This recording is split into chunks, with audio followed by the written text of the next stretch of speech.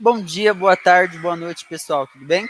Aqui quem fala é o professor Arthur Harder, que vai acompanhar vocês, né, nessa jornada, nessa trajetória de estudos, né, do Concurso Nacional Unificado, lá do Eixo 8, especificamente na parte de realidades brasileiras, né? Então, a gente vai estudar bastante temas ligados às ciências humanas, às atualidades, né? As discussões que a gente vira e mexe vê aí na televisão, passando nos jornais. Tudo isso vai ser objeto aqui das nossas reflexões e dos nossos estudos, certo? Então, iniciando, né, pela parte da história dos negros e dos povos indígenas. Lembrando o edital, a gente vai estar ali especificamente, né, abordando o item 2, que vai dizer o seguinte: História dos negros no Brasil, luta antirracista, conquistas legais e desafios atuais.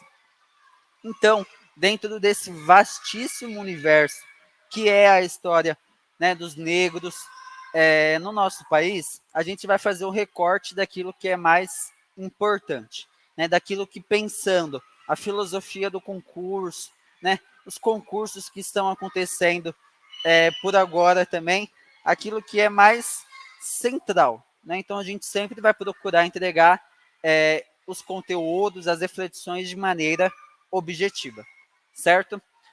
Juntamente com esse tema, na aula de hoje a gente também vai estudar a história dos povos indígenas do Brasil, luta por direitos e desafios atuais, que é o item seguinte ali, né? O item 3.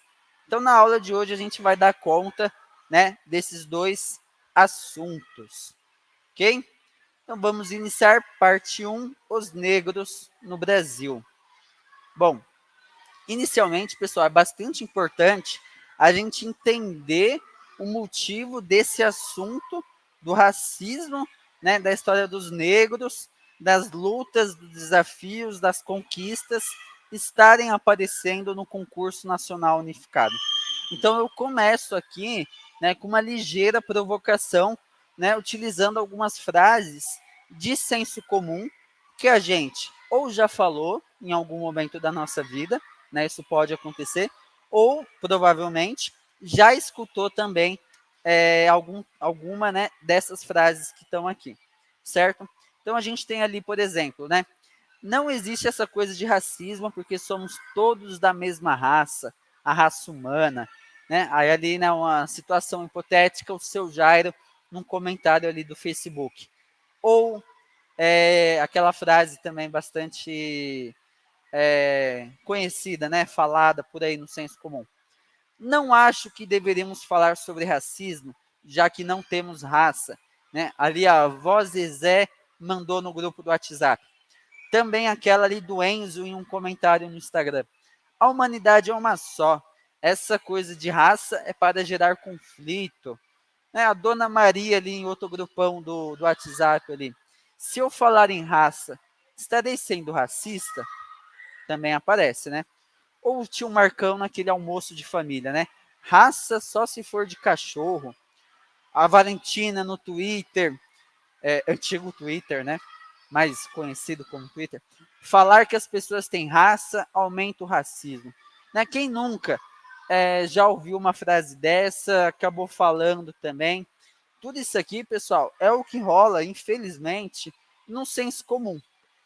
É aquilo que é mais cotidiano, rotineiro, a gente escutar quando a gente for falar ou discutir o tema do racismo. A gente acaba escutando isso, né? E é justamente esse senso comum, né, que os concursos no geral, e aí aqui eu falo, puxando um pouquinho da experiência de concursos recentes desse ano, concurso para psicólogo no sistema judiciário, né, no poder judiciário, concurso para professor, concurso para assistente social e por aí vai, abordam essa temática do racismo, só que de uma maneira distante, bem longe desse senso comum, tá certo? Então, se a gente for pegar no geral e o concurso nacional unificado se insere, né, nessa linha, a gente precisa discutir sobre raça, sobre relações raciais no Brasil, sobre racismo, mas tomando bastante cuidado para não cair nesse senso comum. Certo? A gente tem que evitar, tem que fugir do senso comum. Isso, na verdade, é uma coisa que se inicia desde os exames vestibulares. Né? Então, ali, os pessoal mais jovem está prestando vestibular para ingressar na universidade, também é cobrado com essas temáticas, né? E precisa fugir do senso comum, que é justamente a reprodução dessas frases que eu coloquei aqui para a gente iniciar o nosso estudo para o CNU, certo? Então, esse aqui é o nosso ponto de partida para discutir esse tema, beleza? Então, iniciando, né, na resposta dessa pergunta, né, por que falar de racismo? Porque, pessoal, a gente foge daquele senso comum e começa a entender que o racismo, na verdade, ele é uma realidade concreta, né? Ele é algo que existe. A gente deixar de falar do racismo não vai fazer com que ele deixe de existir e de se manifestar concretamente por meio de dados, de estatísticas, né? E, em última instância, na vida da população negra que é afetada por esse tipo de preconceito, de estrutura, né, racista que a gente vive. Né? Tudo isso a gente vai aprofundar daqui a pouco. Né? Então, para a gente realmente consolidar isso, eu acho que é interessante a gente conhecer alguns dados, né, que vão evidenciar, vão mostrar essa realidade que o concurso está cobrando ali no edital de realidades brasileiras, certo? Então, ali uma manchete que vai dizer o seguinte, né? Estudo diz que 86% dos mortos, né, em ações policiais no Rio de Janeiro são negros, apesar do grupo da população negra, né, no Rio de Janeiro representar apenas metade da população, 51,7%. Então ali, pessoal, a gente consegue perceber o quê? Uma discrepância, né, muito grande. Então os negros são metade da população, só que praticamente, né, é aquela que mais é afetada, aquela que mais morre, né? Quase 90% das vítimas nesse caso, certo? E aqui, pessoal, acho que é importante também a gente pontuar, não necessariamente se critica a ação policial em si, né, ou o combate à criminalidade, nada disso. Né? Isso aí é um mito que é discutido. Se critica, se problematiza, por que esses mortos, no geral, são pessoas negras? O que explica isso? Ainda mais tendo em vista essa discrepância entre a porcentagem da população que é negra e a porcentagem da população que é afetada por essas ações. Essa lógica vai se refletir em todos os dados que a gente vai ver, certo? Acho que isso é um ponto importante também para a gente conseguir entrar bem nessa discussão, ok? E aí também o outro dado, né, publicado pela Agência Brasil. Cresce total de negros em universidades, mas acesso é desigual. E essa aqui é uma manchete que eu sempre coloco, porque ela é bastante interessante para a gente perceber duas coisas. Primeira, lembrando o título, né? Cresce total de negros. Ou seja, a gente tem sim, hoje, uma situação muito mais favorável do que a gente tinha antigamente. A gente tem conquistas e tem avanços, mas ainda assim o acesso é desigual, certo? E esse é um problema de toda a sociedade, ok? Então aí mais um dado também agora com a pesquisa do IBGE, né? O PNAD contínua de 2018, certo? Que vai dizer o seguinte, né? Os cargos gerenciais, eles são ocupados majoritariamente, ali quase 70%, por brancos, enquanto o restante, né, 30%, é ocupado pela população preta ou parda, né, os negros. Percebam novamente essa discrepância bastante significativa, ok? Na taxa de subutilização, a gente tem 18,8% da população branca, né, dentro dessa porcentagem maior dos subutilizados, enquanto 30% das pessoas negras ocupando aquele espaço. Então a gente tem mais pessoas em cargos de gerência, de comando, né, mais pessoas brancas e aquelas pessoas que estão sendo ali subutilizadas, a sua força de trabalho, né? A maioria é negra. Né? Então a gente começa já a perceber algumas coisas. E aí, tal como no caso da ação policial, a gente se pergunta por quê. A gente começa a perceber regularidades, né? Começa a perceber que certas coisas, elas não são aleatórias, não é o acaso. Então a gente viu ali que os negros ainda têm uma dificuldade de acesso à universidade, que são que os mais morrem, o grupo, né, que mais morre em ações policiais. Também aquele que está nas posições mais precárias do mercado de trabalho. A gente se pergunta simplesmente por quê? E aí a gente começa a investigar esse assunto, certo? Isso aqui é o nosso ponto de partida, ok? E aí esse dado também é bastante interessante, porque é uma pesquisa que vai mostrar certa contradição do assunto no Brasil. Ela é bastante significativa, né? Até didática, para a gente entender um pouco do tema. Né? A pergunta inicial vai dizer o seguinte, né?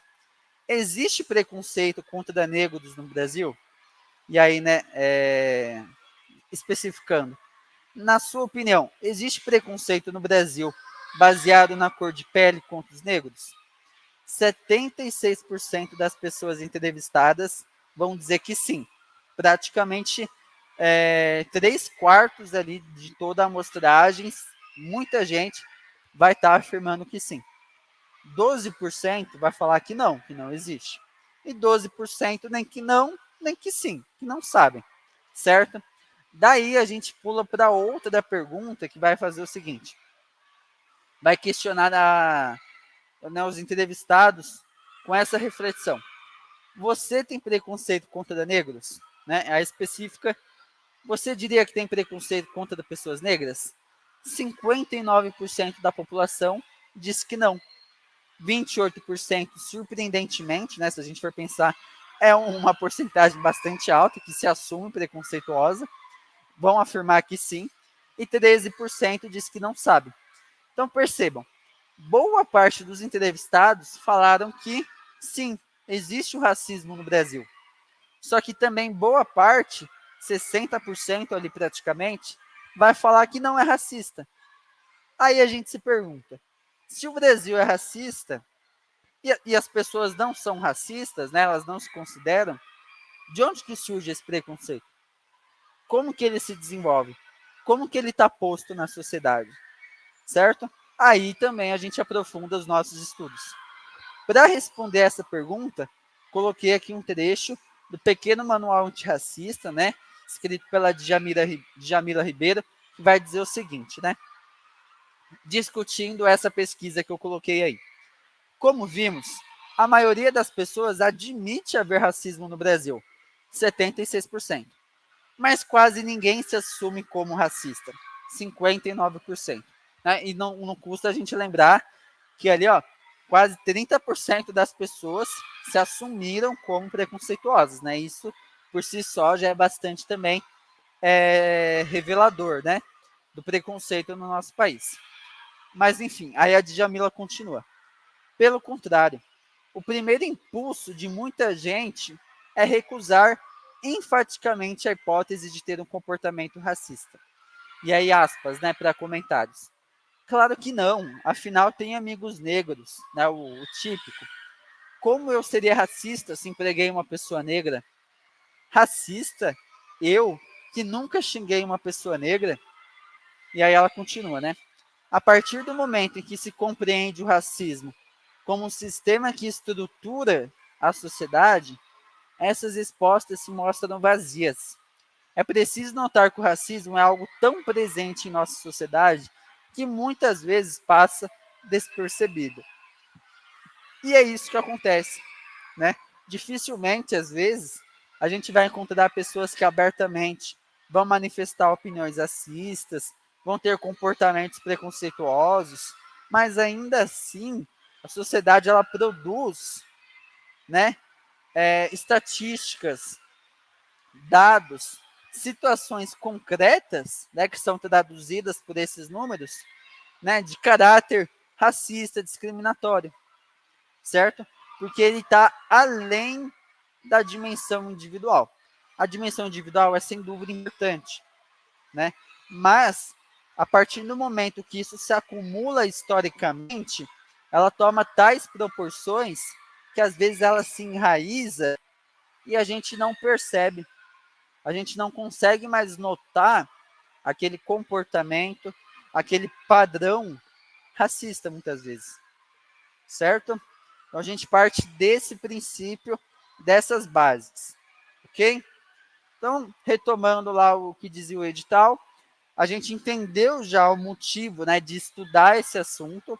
Agora a gente vai pensar um pouco da história do negro no Brasil, né? E agora a gente vai ter como suporte aí, né, para embasar as nossas reflexões, o livro O Negro no Brasil de hoje, né, do Kabengele Munanga e da Nilma Lino Gomes, dois grandes especialistas desse assunto, né? Então a gente vai conduzir um pouco dos nossos estudos a partir deles, certo? E aí eles vão dizer o seguinte, né? Para entender nossa história e nossa identidade, é preciso começar pelo estudo de todas as suas matrizes culturais, pensando na história do Brasil, né? Indígena, a europeia, também que é bastante importante, a africana, a árabe, a judia, a asiática, todas elas são importantes. Infelizmente, não é isso que acontece na história do Brasil, que foi ensinada tradicionalmente na escola e sistematizada pela historiografia oficial. O que eles estão querendo dizer aqui? Que, para a gente entender a história do Brasil, a gente precisa saber da história de todos esses grupos e suas matrizes culturais. Mas, na escola, né, nos bancos escolares, nos livros didáticos, sobretudo antigamente, né, isso vem mudando de pouco em pouco, isso não se dava dessa maneira, né? A gente tinha certos apagamentos, né? Algumas coisas ficavam às margens, enquanto outras eram super privilegiadas e valorizadas. Então a gente parte desse princípio também, de que é preciso, e por isso também que aparece no edital, a gente olhar para esses grupos.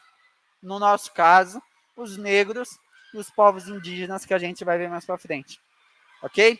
Daí a gente precisa lembrar da contribuição econômica, da contribuição cultural, da contribuição demográfica. Tudo isso que os negros, né, os povos africanos, seus descendentes, legaram para o Brasil, fazem hoje o Brasil ser o país que ele é. Né? A gente teve várias contribuições no campo ali da metalurgia, da agricultura, das letras, da religião, enfim, toda essa contribuição que ajudou a fazer o Brasil o que ele é hoje, ok? Então, um outro ponto importante é a gente perceber o seguinte: a África não é uma unidade, um todo, uma totalidade homogênea. O que isso significa? A África não é toda igual.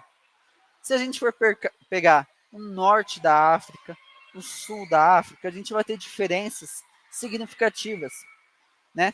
Ali a região do Sahel, a África subsaariana, a África central, a África ocidental, ela é composta por várias populações diferentes.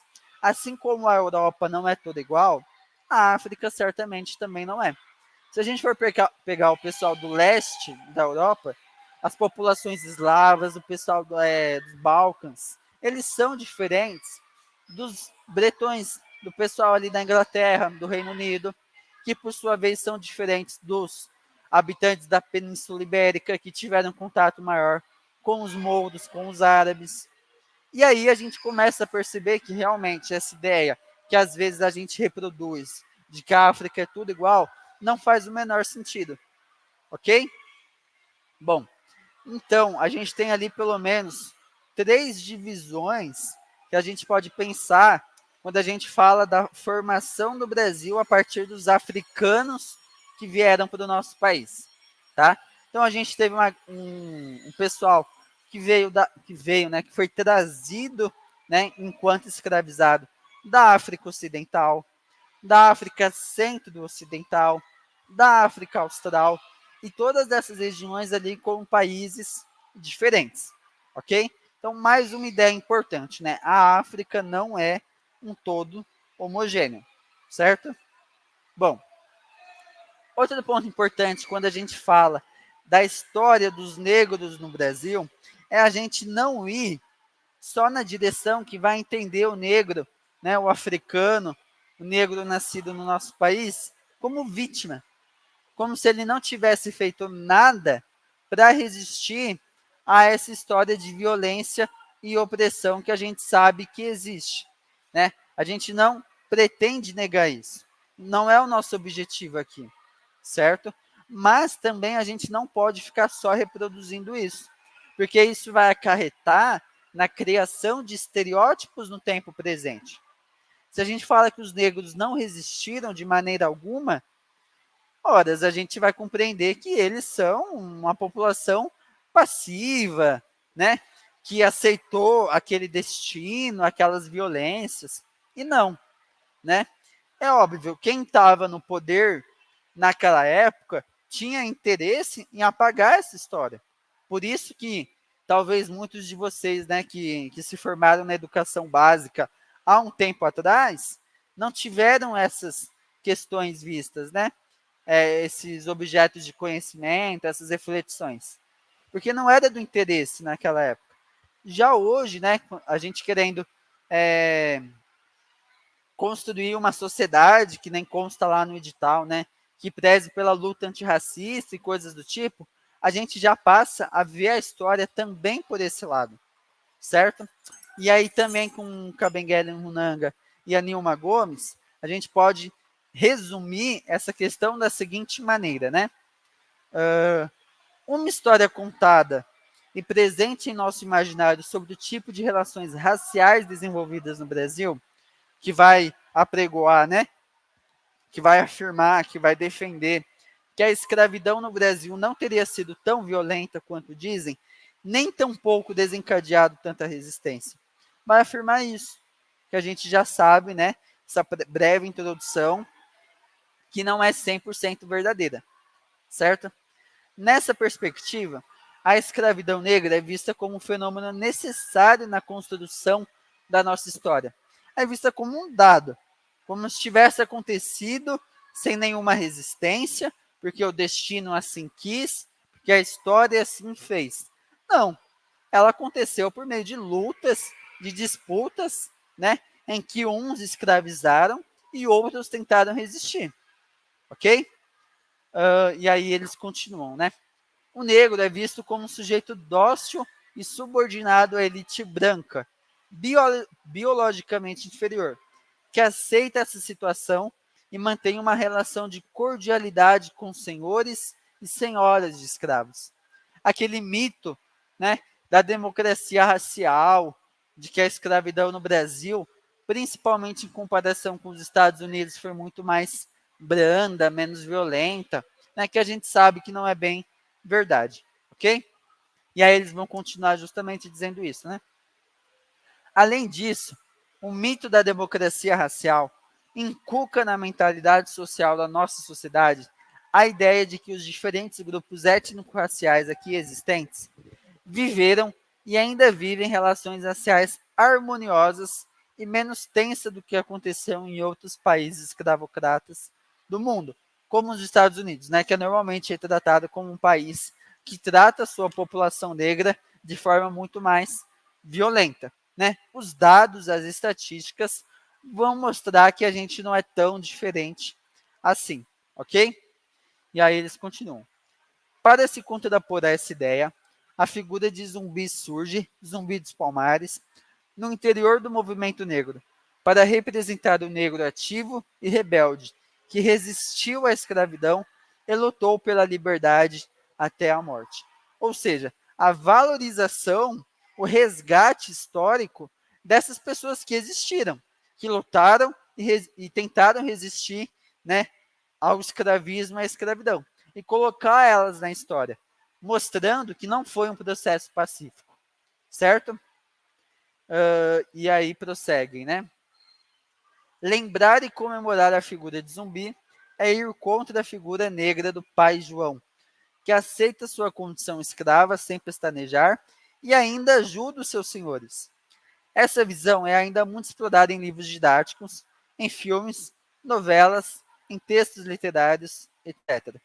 Ou seja, trata-se, né, de quando a gente falar da história dos negros no Brasil, não ficar naquela visão, naquela figura que por muito tempo foi propagandeada, foi difundida, que é a do pai João, né?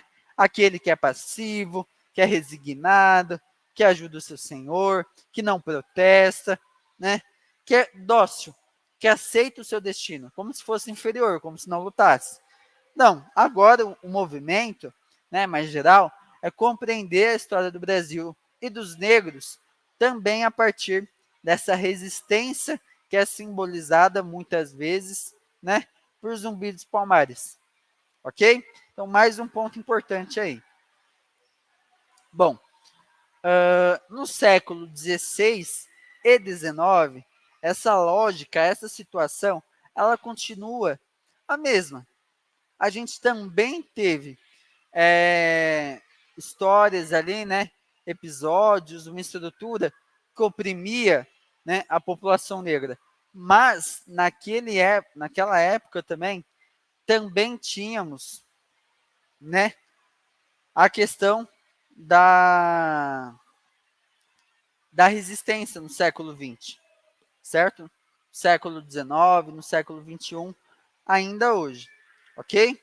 Então, importante a gente se ligar nisso. Mesmo depois da escravidão, também tivemos episódios de resistência, certo? E aqui eu trago alguns exemplos. A gente teve a Revolta da Chibata, que aconteceu lá no começo do século XX, no Rio de Janeiro, ok? A gente teve a Frente Negra Brasileira, que foi uma associação, né, de pessoas negras para lutar por seus direitos, para se autoajudar, ok? A gente teve o Teatro Experimental do Negro, né, que foi encabeçado, foi conduzido pelo grande, né, militante Abdias Nascimento, para valorizar a arte, a cultura, a estética dos afrodescendentes, da África, né, de suas várias partes. Nós também tivemos o movimento das mulheres negras, né, para além de reivindicar pelos direitos das mulheres, também pensavam a questão da raça, das mulheres negras, né, da interseccionalidade entre esses marcadores sociais, ok? E aí, só para retomar novamente a ideia do Kabengele Munanga e da Nilma Gomes, eles vão dizer o seguinte, né? É importante destacá-las, essas existências, para refletir sobre o processo de luta do povo negro no Brasil e desmistificar a ideia de que após a assinatura da Lei Áurea, que aboliu a escravidão, lá em 13 de maio de 1888, a situação dos negros, descendentes de africanos escravizados no Brasil, ela tornou-se harmoniosa e estável, né? Essa ideia ainda paira em nosso imaginário social. Daí a importância de estar resgatando, de estar discutindo, né, esses movimentos, episódios de resistência, né? Essas grandes figuras da população negra que, às suas maneiras, em diferentes épocas, tentaram se opor e resistir ao racismo, ao preconceito, a toda essa estrutura que foi construída historicamente, ok? Então, resumindo, né, um pouco desses pontos mais importantes, a gente diz o seguinte, né? Quando os concursos abordam essa temática, e aí tirando a experiência de vários concursos do ano passado e alguns desse ano, a gente espera, eles, né, esperam do candidato a seguinte base, teórica e histórica, ou seja, o mínimo que os candidatos têm que saber. E aí vai dizer o seguinte, né? O negro se fez presente na formação do Brasil, não apenas enquanto escravo, né, enquanto escravizado, mas também por meio de suas próprias ações, de suas próprias contribuições para a nossa história, ok? Segundo ponto importante, nesse sentido, né, é preciso valorizar também esse aspecto positivo e afirmativo da história do Brasil. retomando figuras como Zumbi, Dandara e outras mais, né, que a gente podia citar, o Abdias do Nascimento, o Luiz Gama, José do Patrocínio, né, enfim, todas essas pessoas que vão mostrar esse outro lado da história do Brasil, né? Não apenas de escravidão, mas também de resistência, de valorização, né, dessa população, ok? E aí, por fim, né, o importante é fugir da perspectiva que, por vários anos, conforme eu venho reforçando, centralizou o elemento branco na nossa história, negligenciando a presença dos negros, né? Então a gente tem que fugir dessa perspectiva limitada, de senso comum, que vai colocar como secundário, né, as populações negras, indígenas no nosso país, ok? Então, falando de história do Brasil, essas aqui são as bases mais importantes para se levar para a prova, certo? Dito isso, a gente pode começar a pensar o que é racismo, o que é raça, quando a gente está falando desses assuntos, ok? A gente precisa entender que raça é um conceito sociológico, não é um conceito biológico, ok? Esse trecho do Silvio Almeida, retirado do seu livro Racismo Estrutural, é bastante didático dessa diferenciação, ok?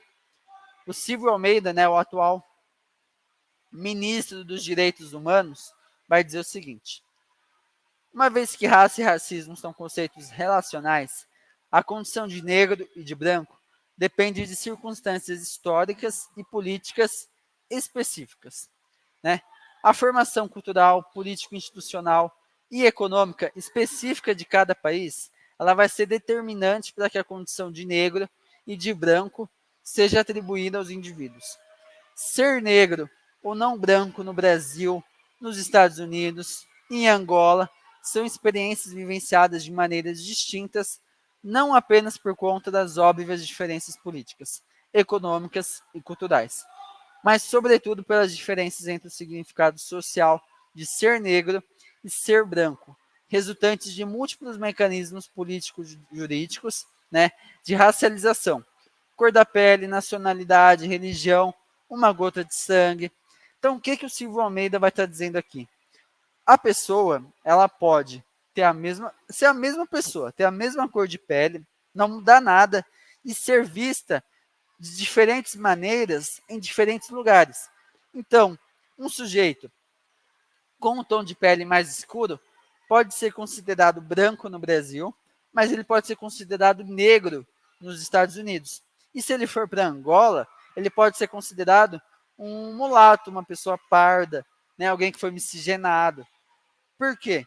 Porque essa ideia da raça, de quem que a pessoa é, ela não é biológica, ela é social, ela é construída historicamente. Né? Tudo isso que o Silvio Almeida bem pontuou. Né? São esses mecanismos políticos e jurídicos de racialização. Então percebam que a raça ela não está inscrita na pele do sujeito, como se fosse um dado biológico. Na verdade, ela é um dado histórico, social, jurídico, político, ok? Então isso é fundamental. Quando a gente está falando de raça nessas discussões, a gente não está, em hipótese nenhuma, falando de uma perspectiva biológica. Se aparecer lá no concurso, a raça, pois é, a evidência, né, das diferenças biológicas entre os sujeitos, ou a raça é uma construção da biologia, da genética, da natureza humana. Não, isso não se aplica para o tema do racismo e das relações raciais. A ideia de raça na biologia existe, mas ela não entra nessa discussão justamente por não haver diferenças raciais biológicas, né, entre as pessoas. O que existe são essas diferenças políticas, sociais, históricas, econômicas, que são racializadas e que aí resultam, né, na população negra e na população branca, ok? Só para ficar mais claro, reforçando, né? A gente tem ali mais um exemplo. A identificação de raças é, na realidade, uma construção social, política e cultural produzida no interior das relações sociais e de poder ao longo de todo o processo histórico, certo? Ela não significa, de forma alguma, um dado da natureza, que nem eu reforcei. É no contexto da cultura, da história, que nós aprendemos a enxergar as raças, certo? Pessoal, ponto importantíssimo, né? Basilar dos estudos aí sobre relações raciais e as questões do concurso. Ok? Um outro ponto que é importante a gente diferenciar é compreender o que é preconceito racial. Será que preconceito racial, racismo, discriminação, todos dizem respeito à mesma coisa? É um ponto a ser pensado, né? Bom, preconceito racial, ele tem uma ideia bastante específica, né? Qual que é essa ideia? Vai dizer o seguinte: embora haja relação entre os conceitos, o racismo difere do preconceito racial e da discriminação racial. O preconceito racial é o juízo baseado em estereótipos acerca de indivíduos que pertencem a um determinado grupo racializado e que podem ou não resultar em práticas discriminatórias, ok? Então, preconceito racial nada mais é do que um estereótipo, né? Um preconceito que eu tenho sobre determinado grupo que foi racializado, certo? E aí uma outra definição ali, ó, vai dizer o seguinte: o preconceito consiste em pensamentos e sentimentos, incluindo estereótipos, é uma palavra que se repete, atitudes e generalizações, projetados em qualquer pessoa. Nossos preconceitos tendem a ser compartilhados porque nadamos nas mesmas águas culturais e absorvemos as mesmas mensagens. Né? Se a gente tem uma sociedade que ela tem um estereótipo sobre determinado grupo, determinadas pessoas, a gente vai acabar indiretamente ou diretamente incorporando esses estereótipos, esses preconceitos. Por quê? Porque a gente assiste as mesmas novelas, escuta as mesmas músicas, vê os mesmos filmes, e daí a gente acaba fazendo parte, mesmo que pessoalmente não sejamos, né, da difusão desses preconceitos, certo? Ali a terceira definição, para fechar, vai apontar o seguinte: considerar negros violentos e inconfiáveis, judeus avarentos ou orientais naturalmente preparados para as ciências exatas, são sim exemplos de preconceitos. A gente está com uma pré-ideia, um estereótipo sobre aquele sujeito, sobre aquela pessoa. Pessoal, então uma vez já visto o que é racismo e o que é preconceito, a gente pode entender agora o que é a discriminação, certo? Também trouxe aí três definições diferentes para a gente conseguir abordar esse conceito, certo? A primeira delas vai dizer o seguinte, né? Bastante resumida, bastante didática, né? Vai abordar que a discriminação ela é uma ação baseada em um preconceito, certo? Essas ações elas incluem ignorar, excluir, ameaçar, ridicularizar, difamar e até mesmo violentar, certo? Por exemplo, se o ódio é a emoção que sentimos por conta de nosso preconceito, atos extremos de discriminação, tais como a violência, podem acontecer. Essas formas de discriminação são geralmente claras e reconhecíveis. São aquelas que acontecem explicitamente, né? Como a autora ela coloca ali logo no começo da sua definição, a discriminação é essencialmente uma ação, certo? Então a gente já viu a questão do preconceito e quando a gente coloca esse preconceito, né, que retomando aqui, está ligado a estereótipos, né, a visões pré-determinadas sobre determinados grupos, quando a gente pega essas visões, esses estereótipos e passa a agir diferente em relação a essas pessoas, a gente entra no campo da discriminação. Aí a gente está discriminando aquelas pessoas, ok? Também tem a questão da discriminação positiva, que é reconhecer essas diferenças e aí pensar ações específicas, né, próprias para esse grupo. Aqui a gente está falando, por exemplo, das ações afirmativas, que nada mais é do que a política de cotas, ok? Mas, no geral, né, a discriminação ela é muitas vezes vista na sua forma negativa, né, nessa forma de ignorar, excluir, tratar diferente, certo? Aqui mais algumas definições para vocês poderem também estar aprofundando. Essa segunda do Kabengele Munang e Nanilma Lino Gomes é bastante interessante, né? Bem curtinha. Vai dizer assim, ó. A palavra discriminar significa distinguir, diferenciar, discernir, né? E aqui que está aquele resumo. A discriminação racial pode ser considerada como a prática do racismo e a efetivação do preconceito, né? Amarra esses três conceitos: racismo, discriminação e preconceito, ok? Então, discriminação, basicamente, né? O preconceito sendo levado à nossa ação, ao nosso agir, ok? Um exemplo concreto, um exemplo prático. É uma manchete da Folha de São Paulo que diz o seguinte: Zara, né? A loja de vestuário, a loja de roupas, criou código para alertar entrada de negros em loja, diz polícia. Empresa nega racismo. O que acontecia, né? Isso numa loja em Fortaleza. Entrava um cliente negro, tocava ali, né? Um código ou os funcionários se comunicavam, né? Por outras vias, falando Zara zerou. Aqui é a efetivação, né? Do preconceito. Eles têm um preconceito com as pessoas negras, efetivam isso, né? Por meio da discriminação,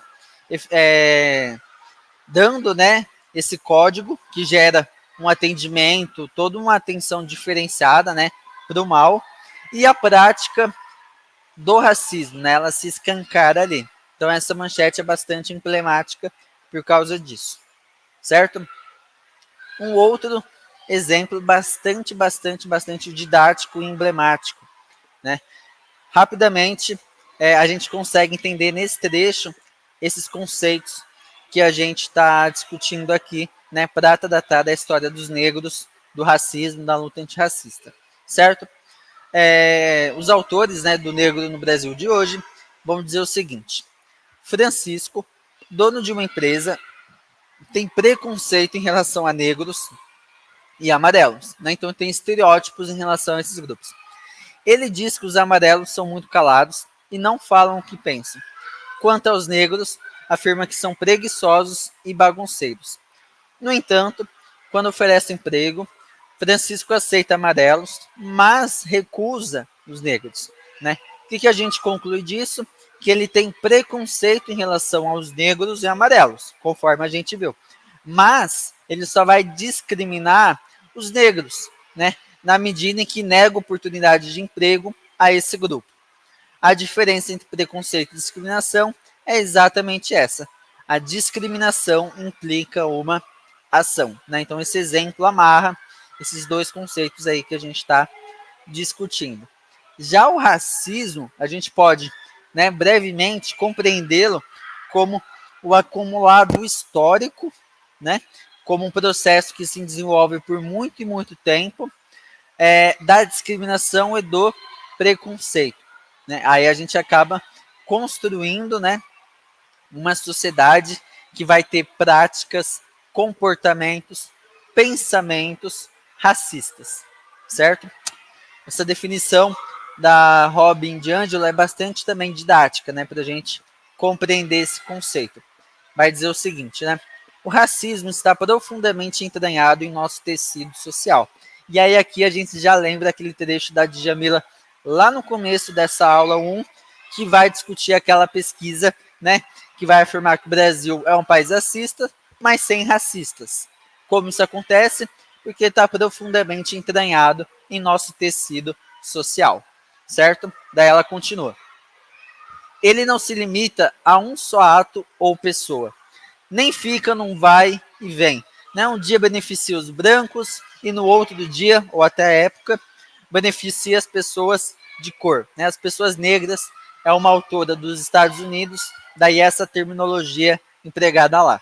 certo? A vertente do poder entre as pessoas brancas e as de cor é histórica. Isso aqui é uma palavra-chave, né? O racismo é um processo histórico. Ele não surge do dia para a noite. Ele precisa se estruturar na sociedade, o que leva tempo, ok? Além de histórico, né? É tradicional e está normatizado na ideologia.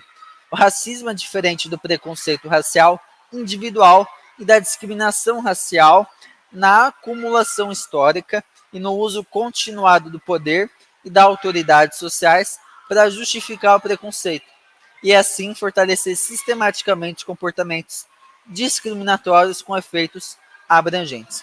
É por isso, pessoal, que quando, por exemplo, né, aquela ideia do racismo reverso vem à tona, que seria o quê? Os negros, né, ou um outro do grupo fazendo racismo com os brancos, a gente já sabe que ela não se sustenta. Porque eventualmente um caso individual pode vir a acontecer, mas ela não teve força histórica. Ela não teve um desenvolvimento longo, certo? Então ela não pode se efetivar como um sistema racista, como uma estrutura baseada numa discriminação racial. Ela não teve tempo para isso, não teve história para isso. Não se configurou como parte do nosso tecido social. Então, esse também é um ponto importante, a gente entender o que é racismo quando a gente fala de racismo, certo? Mais uma definição para a gente reforçar esse conceito, né? Voltando com Kabengele Munanga e Anilma Gomes. Eles vão dizer o seguinte para a gente, né? O que é racismo?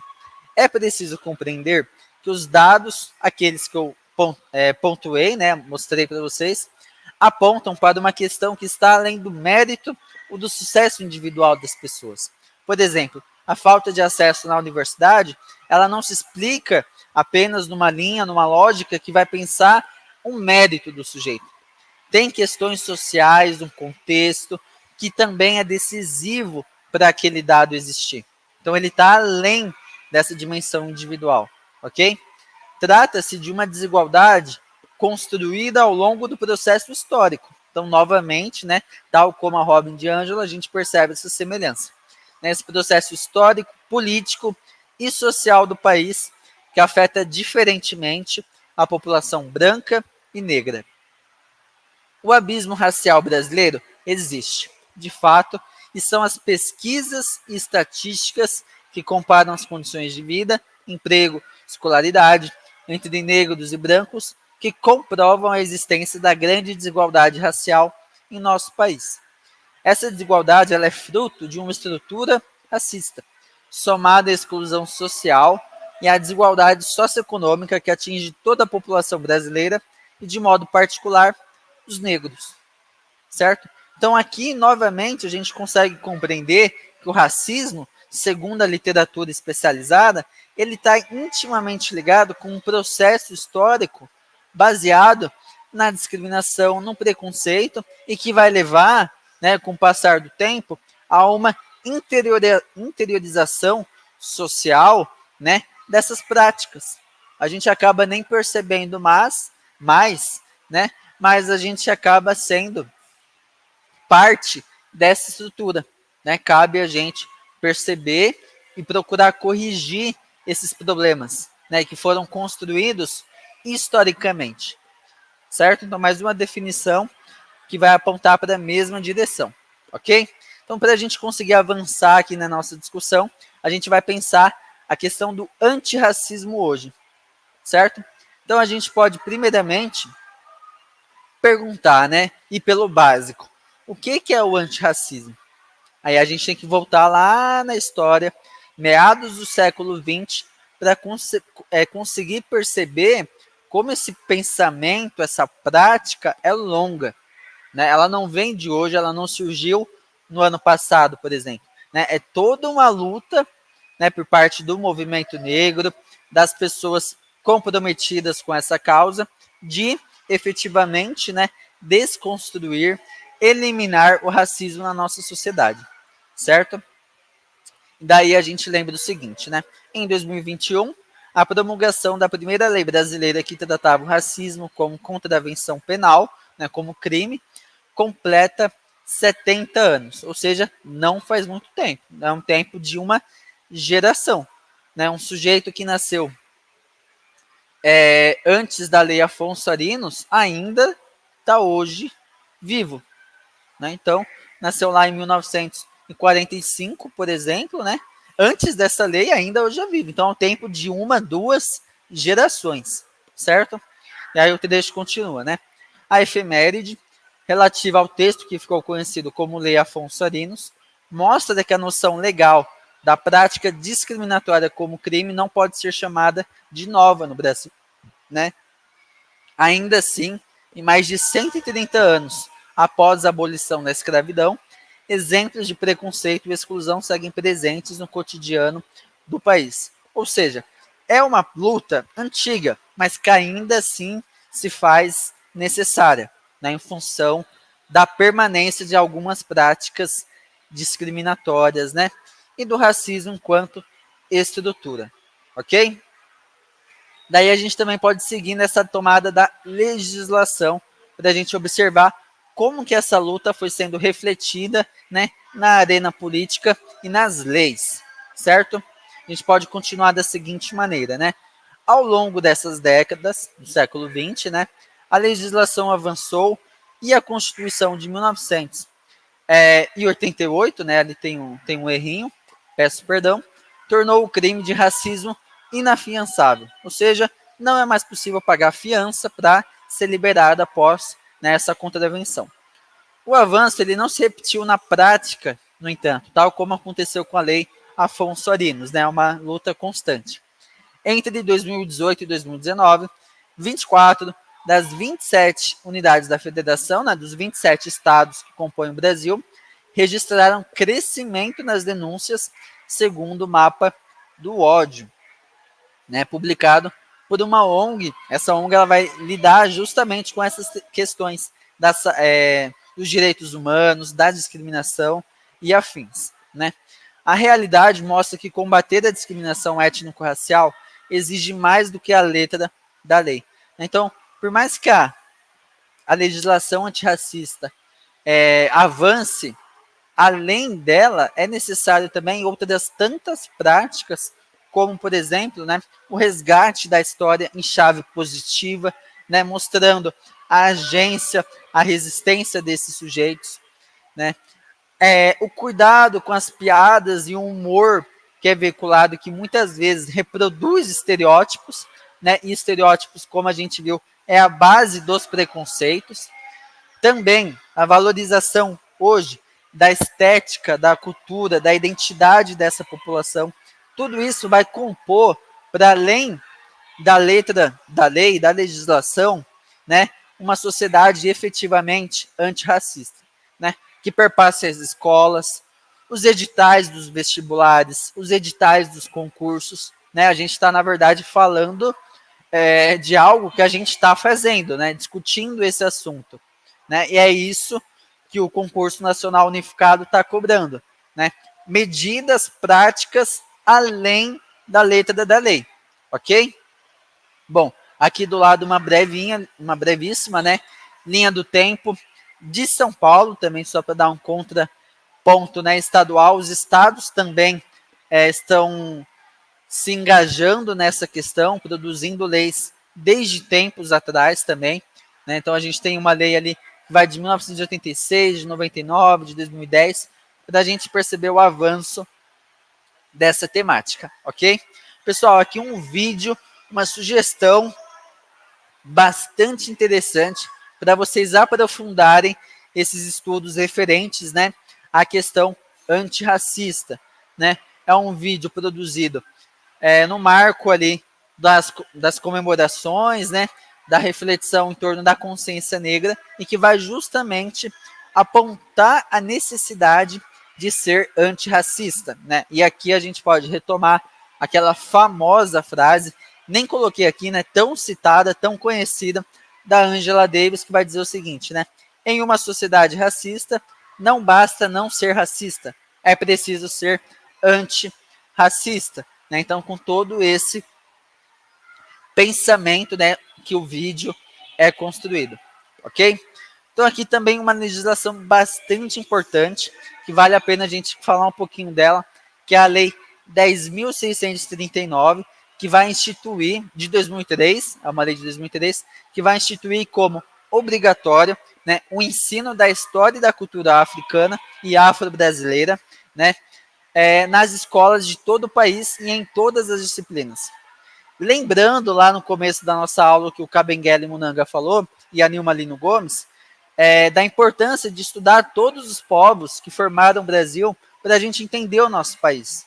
Só que logo depois eles falam que isso não foi feito de uma mesma maneira. Nem todos os povos receberam a mesma atenção. E é daí que surge a Lei 10.639, né, para incorporar aí a população afro-brasileira de forma mais incisiva, né, nos estudos na educação básica, posto que isso não acontecia. Se acontecesse, essa lei não teria o menor sentido e, portanto, não seria, evidentemente, né, aprovada. 5 anos depois, a gente vai ver isso mais para frente, foi aprovada a Lei 11.645 de 2008, que vai instituir também a obrigatoriedade do ensino sobre os povos indígenas, certo? Também nessa mesma linha de valorizar a história, a cultura, a tradição desses povos, né, para que não seja mais vista de forma estereotipada, preconceituosa, limitada, ok? Então, isso tudo a gente pode dizer que compõe efetivamente uma sociedade antirracista. Toda a reunião desses elementos, ok? Daí aqui um infográfico para vocês irem observando. Também o avanço disso no Estado. Então a gente teve, no Estado, eu digo nos estados, né? Aqui, em São Paulo, em 1996, em Aracaju, né?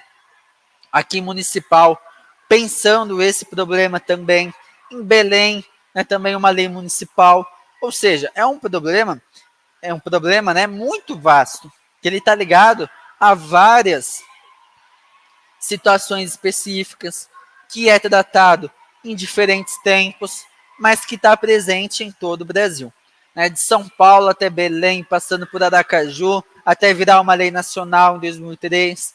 Tudo isso é uma luta do movimento negro para efetivamente construir uma sociedade antirracista, que vai desconstruir as práticas preconceituosas, discriminatórias, e assim poder atacar, né, a raiz do problema, que é esse racismo que está incorporado na nossa sociedade. Ok? Bom, aqui eu coloquei algumas práticas antirracistas que a gente pode adotar no nosso dia a dia e que é importante conhecer também, né, pensando eventuais questões da prova, que isso é algo bastante sensível. Né? Então, uma parte importante é não minimizar o racismo, encarar tal como ele é, né? Um problema histórico, um problema social e um problema de toda a sociedade brasileira, né? Um problema de todos, né? Na literatura, é bastante comum a gente ver a crítica à democracia brasileira, tendo em vista, né, que a nossa sociedade é uma sociedade racista. Então se pontua, né? Como que o negro ele pode efetivamente ser um cidadão pleno dos seus direitos e dos seus deveres se ele está vivendo, né, se ele faz parte de uma sociedade racista? Se ele às vezes não tem acesso ao que é mais básico, mais elementar, como que ele vai exercer a sua cidadania? Enfim, é um ponto bastante importante. Né? Então, primeiramente, não minimizar o racismo, pois ele é um problema de todos nós. Ok? Outro ponto importante é a gente repensar, na verdade, né, hábitos enraizados que são preconceituosos. Né? As piadas que a gente faz muitas vezes, né? Os comentários, enfim, tudo isso também contribui, né, para a manutenção dessa sociedade racista, certo? Bom, e também é fundamental a gente compreender a importância das políticas de ação afirmativas. Né? Elas estão baseadas numa discriminação positiva que vai reconhecer que, historicamente, determinados grupos, né, sofreram um processo de exclusão, né, de diferenciação, de segregação espacial, por exemplo, as favelas, as comunidades. Quais são predominantemente os moradores das comunidades e das favelas? São pessoas negras. Isso é aleatório? Isso é ao acaso? Né? Então, as políticas de ação afirmativa partem desse princípio para tentar reverter esse quadro. E aqui também está a questão da reserva de vagas em vestibulares, em concursos, né? Para tentar corrigir esses processos históricos que acabaram afetando todo um grupo da nossa sociedade. Né? Então, ser antirracista é também compreender a importância, né, dessas políticas de ação afirmativa.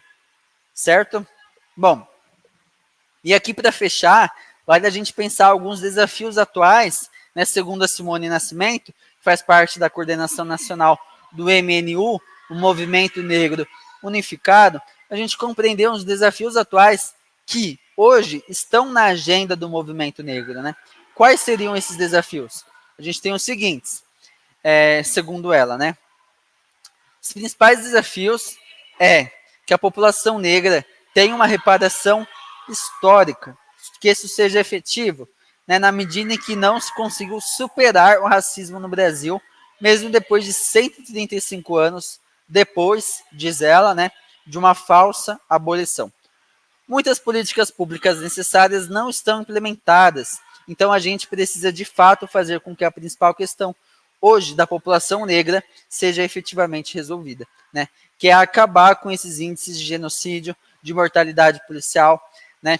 Isso vai se tratar também, segundo ela, de repensar o modelo de segurança pública, né? Que afeta principalmente as pessoas negras. Enfim, né?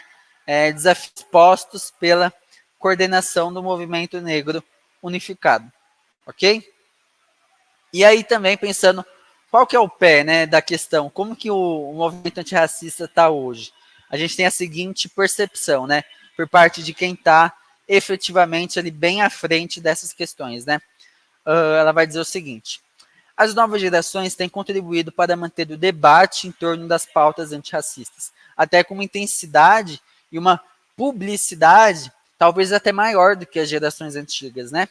E aí ela vai dizer o seguinte, abre aspas: o maior legado do movimento negro no Brasil é esse encontro de gerações, que no momento que se encontram, lutam juntas para superar o racismo, construir o bem viver na sociedade brasileira e dessa forma contribuir com o debate internacional, também como tem feito o movimento negro há 45 anos. Ou seja, há uma convergência de gerações para ainda atingir o mesmo objetivo, que é o fim do racismo. Ok? E aqui, pessoal, considerando, né, que se trata de um concurso promovido pelo governo federal, eu acho que é bastante significativo e importante vocês conhecerem alguns órgãos, instituições do governo federal, especialmente voltados para essa temática. Né? Vejam a importância desse assunto, né, até dentro das estruturas do governo federal. A gente tem a Fundação Cultural Palmares, a CEPIR, que é uma secretaria especificamente voltada para essa questão das relações étnico-raciais. Também o Ministério da Igualdade Racial, né, que é bastante eloquente, né, quanto à preocupação do governo de se lidar com essas questões. Né? Hoje, quem é a ministra do Ministério é a Aniele Franco. Né? A gente tem o Ministério dos Direitos Humanos, conduzido pelo Silvio Almeida.